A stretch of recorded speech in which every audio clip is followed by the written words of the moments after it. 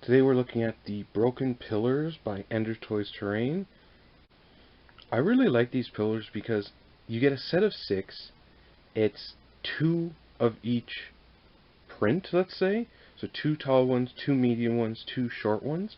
But they really look interesting, and even though, yes, they're repeated, just turning them different angles makes them feel very different and gives them totally different looks.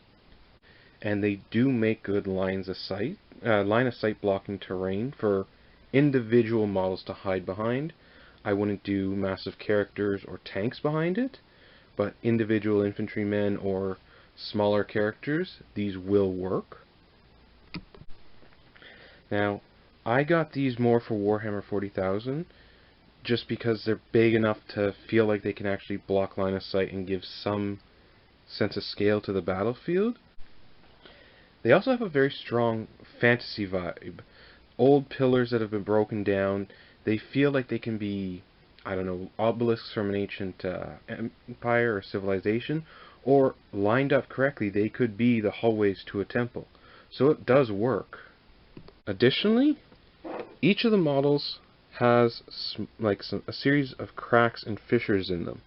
Now, personally, I want to paint these up so they look like stone, and then see if I can paint inside these fissures and cracks something that looks like a like maybe a purple or a green, just to feel like something's glowing in it, like these, and as if these pillars are hiding some kind of ancient magic or power source in them. I think painting them up that way would make them look like there's a great deal of history and something's not quite right with them.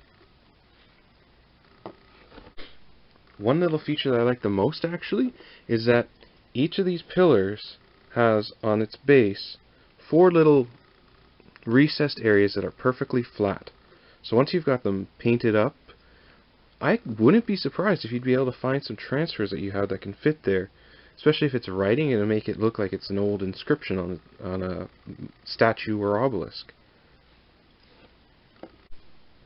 Scale-wise, here's a Plague Marine. He's decently sized for this taller one. The medium pillar he hides behind perfectly, and he can look over the smaller pillar. So these make great scale terrain, and with your larger models, with these new Primaris and all the 40k models, how they've gotten larger, these do feel like they're big enough to hide the models, but still small enough for them to look around, interact with, and it just, I find, helps make a good terrain scale, especially if you scatter a bunch of these in combination.